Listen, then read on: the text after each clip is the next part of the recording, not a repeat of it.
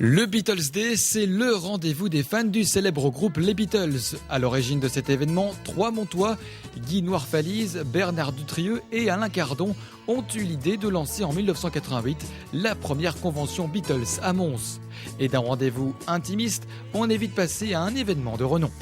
Oui, absolument. Maintenant, c'est connu au niveau international. Quand nous allons, par exemple, à Liverpool, à la convention de Liverpool, on nous reconnaît, on nous dit, tiens, les gens de Mons, etc. Donc, on importe aussi le nom de Mons à l'étranger. On est connu aussi en Hollande, en France, donc en Angleterre. Et voilà, c'est très chouette, quoi. Le week-end prochain, donc, que vous soyez fan ou simple amoureux de la musique, c'est au Vauxhall qu'il faudra se rendre. Au programme Podium Libre, pour ceux qui souhaitent pousser la chansonnette, multiples invités qui ont suivi de près les légendes de Liverpool ou encore les habituels concerts du soir.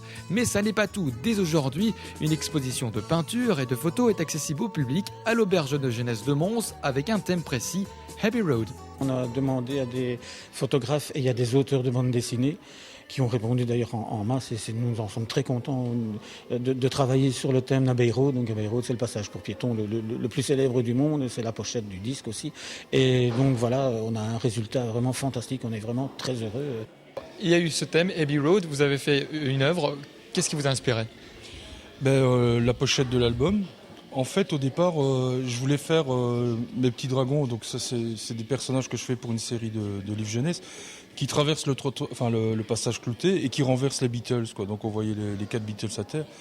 Bon, à un moment, je me suis rendu compte que c'était trop ambitieux. Donc ce que j'ai fait, j'ai bêtement décalqué la pochette. En fait, ce que vous voyez là, c'est la Volkswagen qu'on voit sur la pochette et tout y est. Et j'ai adapté ça dans l'univers de mes personnages, quoi. Le Docteur Poche, d'abord, c'est mon personnage. Et là, je lui ai ajouté 3 frères musiciens puisqu'ils transportent leurs instruments. Peut-être parce que quand j'avais 16-17 ans, à l'époque où les Beatles se font reconnaître, eh bien, j'étais musicien et mon petit orchestre jouait du blues, surtout du jazz, et tout à coup sont apparus des groupes de jeunes qui reprenaient les succès des Beatles.